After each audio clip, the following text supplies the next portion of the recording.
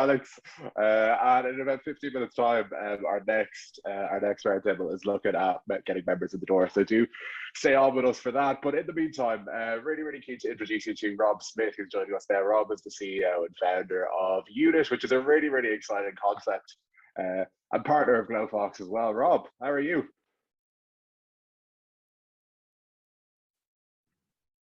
Hi there. How are things? Good, good, man. How's your day going so far?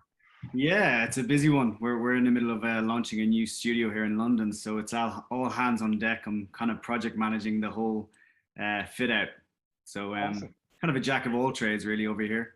It's the way to do it when you found your own business, right? And actually, Rob, really, you founded Unit in 2017, so want to get into that in a second. But I actually think your own journey up to founding Unit is really, really interesting. So maybe you can tell us a little bit about, before the world of Unit. Yeah, well, I've always been massively into fitness. I loved it more than studying books, if I'm all honest. I'm always looking out the window when I was going to be playing rugby rather than the blackboard into what the teacher was putting down. But yeah, I was always massively involved in sport at a young age, specifically team sports as well, in football and rugby. Played rugby at quite a high level. My goal was always to play rugby professionally. That was where I wanted to go. Unfortunately, due to injury, I had to retire at kind of 27, 28. And then I got into kind of triathlon training. So it's very individual sport. And that's when I realized how important a team and a culture based that you surrounded yourself with was crucial.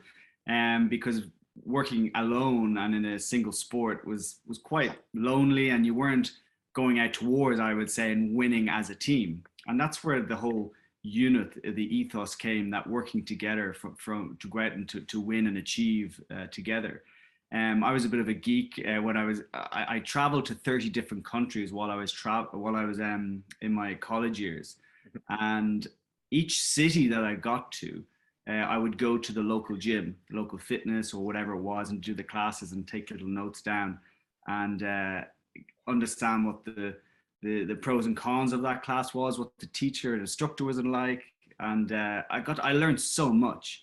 And that basically all came down to how UNIT was created. And I was fortunate enough to run a business in Dublin when I got back from traveling.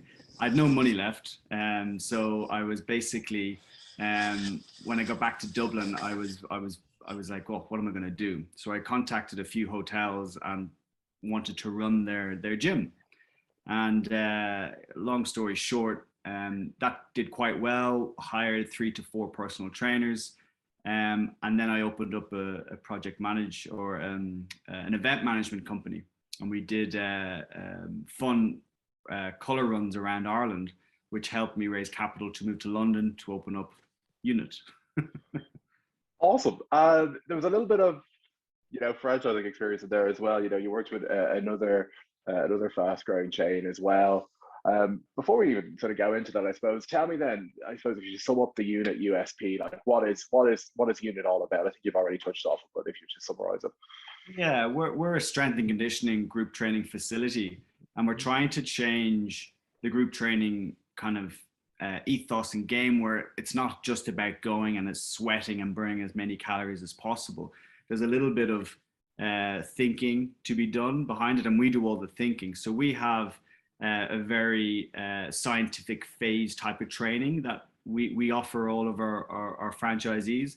So for all members, they come in, they don't even think, but they just do the classes that are on. And I don't want to bore you to death with scientific background into the classes, but we break it down into your hypertrophy, strength, and power, how an athlete would actually train to, say, for a professional football team, professional rugby team. However, we simplify it for your everyday athlete, which is your engineers, your nurses, your doctors, or whatever you're in. And people just love it. And not only do they love it, the response of their bodies and how they respond to the training and the program is just amazing. It's all about building strength. We're very, very focused on strength and building lean muscle mass. That's kind of the UNIT background and programming. But all of our classes, the 28 of them, are focused about unity, working together, and basically sharing the equipment. That's why COVID and unit don't go hand in hand, because it was very much high fives, like sharing equipment, and all of our classes are basically the base foundation of them is teamwork, basically. Yeah, and obviously the past year has been a challenge for you. You've still managed to grow it in the past year and expand that footprint internationally. We've obviously just talked about it. You know, the last roundtable was all about the future of the fitness franchise and sort of how to build up that global empire. You know, you're going into all these countries now. How do you manage to keep the unity essentially with that experience? And you know, as you take a footprint into you know, you've got Munich, you've got Sydney. How do you keep the brand the same, and how do you build a sort of a consistent experience for your members no matter where they are in the world? Yeah, no, I'm not going to lie, it's challenging, it's very difficult. Quality control for me is top of the list. Like, as much as I'm not a fan of McDonald's, but if you go to McDonald's in Barcelona or Dublin or Sydney, it's quite similar, and their quality control is just top-notch stuff. For us, we're 3 years old. We've got 10 locations. We've got 3 or 2 employees, and we're a lot smaller. And most franchisees or most franchisors, they start as a cluster in a city, i.e. London, and they open up 3, 4, 5, and then they branch out maybe into Manchester or Edinburgh, and then they go maybe overseas. For us, we kind of did the opposite route of, we started in London, then we went to Munich, Kuwait, Qatar, Dubai, Vienna, Malta, Sydney. So we kind of went backwards. However, with technology nowadays, I'm not saying it's easy, but it is easier with technology to be able to share certain information to them, to making sure that they're up to date on our central management system. We've got like a HQ central system that talks to all of their screens in their studio, and it just keeps them up to date on what they're supposed to do, whether it's programming, whether it's marketing, what's coming up, if certain events, what to plug before and after the class. So that's full on. But to get that experience, and you will have different kind of cultures, be it like we're in Kuwait and Dubai and Qatar, like versus London and say Dublin, that is opening up soon as well. That you might get like Sunday in Qatar is a Monday, but our Sunday classes are quite different in say London and Dublin. So we have to adapt for each jurisdiction and each franchise, I suppose, you know. You talked about the root and branch approach of most franchises. They start off in one place, they grow the cluster, they build out there. And obviously, you went a little bit of it. You've taken a different approach. Is there a particular area of focus for you right now? Like, where do you see it's the most exciting sort of geo for you to plant the flag in next, and hopefully grow the brand out into you know, the multi-unit phenomenon that you want it to be, and you're making it into? Yeah, I think everyone's dreams are America, you know. I think everyone always sees the big dollar signs and wanting to like as you said, put your flag down in America. For me, I would love to open up a business over there, and we do have potential growth over there. Whether we've had inquiries from Miami, lots in Texas, actually, in Austin and Dallas, and then also on the West Coast in LA.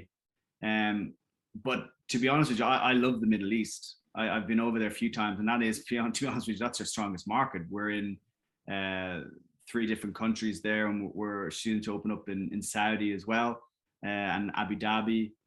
What other one was there? Oman as well. And I love the people, I love the culture, I love the heat. It's fun as well, but I think that's definitely an area of the Middle East is, in my opinion, I think the Middle East is probably like 3 to 5 years behind London, and on a respect of boutique fitness, I suppose. And I think they're the next hot pocket of studios that are going to really boom over the next 3 to 5 years, in my opinion. How do you find the right partner in somewhere that's so culturally different, to take that brand to the next level? You know, we talked about the quality control already, but Yeah. in a lot of these markets that you go into, you are handing over your life's worth and life's dream to someone, putting it in their hands. So how do you find and source that right partner, and how do you vet out the wrong ones? Yeah, you're spot on there. It's taking on an operator or a franchisee or even an investor that you've misjudged or that you've misplaced, and it could cause a huge headache down the line. And we've put it to perspective: 1 of every 10 are going to cause maybe potential headache. But it's all about, for me, it's all about building relationships, full stop. And I know everyone always goes dollar signs and chase the money, but for me, it's all about building relationships with the franchisees and with the investors. The money will follow once you build up that relationship and you get on with them, and you can actually sit and chat and discuss any, because there's always going to be concerns. It's literally like a married couple. You know, I talk to my franchisees more than I talk to my wife, which is kind of strange. But you're literally on the phone to them most days, trying to make their business better, trying to help certain marketing avenues that they're maybe not be tapping into. But yeah, we do a big vetting when there's a potential franchisee coming on, and we don't take anyone on. We go through quite a vigorous interview process to see, are they in it just for a quick win, or do they actually have passion for unit? They love what we're all about, their ethos, and they work their behind off to make sure that their business is successful. Because at the end of the day, we want them to succeed. We want them to do well. We want them to earn money, and we want to back them behind them. They're in it as much as we are. We're partners in it together. We're into the home stretch of 2021 now. You know, we're to the latter half of the year. What is the goal for the unit brand and franchise over the next 5 and 6 months? Where do you want to finish out 2021? Oh, we got to get over this hump of COVID first. Well, if Delta was ever to go away, that would be nice. But in all honesty, for us, I've been very humble over the last 18 months, because we've actually grown during a pandemic and a financial crisis. Like, we're in leisure industry. Hospitality and leisure have been absolutely battered in the last 18 months. But I'm always very optimistic, and I always put a spin on things. And we've done incredibly well. I'm so proud of the team and so proud of the franchisees. They've just literally pulled their socks up and got on with things. And that's the only thing to do, you know, put your one foot in front of the other.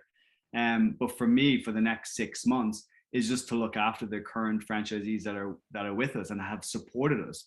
Like, we've signed 5 franchisees during a pandemic. Like, that's incredible for people to put down money in a pandemic to be like, we're going to back unit, and we understand that the fitness industry is here to stay. I'm incredibly humble that people would do that. So for me, it's just to support those 10 franchisees, and then in 22, that's another year. And I think, in my opinion, not just unit, but in the world, I think there's a mini boom about to happen in the fitness industry, because people know how important it is to be young, fit, and healthy. Not young, sorry, fit and healthy. You can be any age. Awesome. Well, listen, unfortunately, we're going to have to leave it there, Rob. It was great to hear the story, and it's one that we look forward to continuing partnering and powering with into the future here at Glofox. So, Rob Smyth, founder and CEO of Unit, thank you so much for joining us. Not at all. Thanks, Stephen. Thanks for having me. Cheers.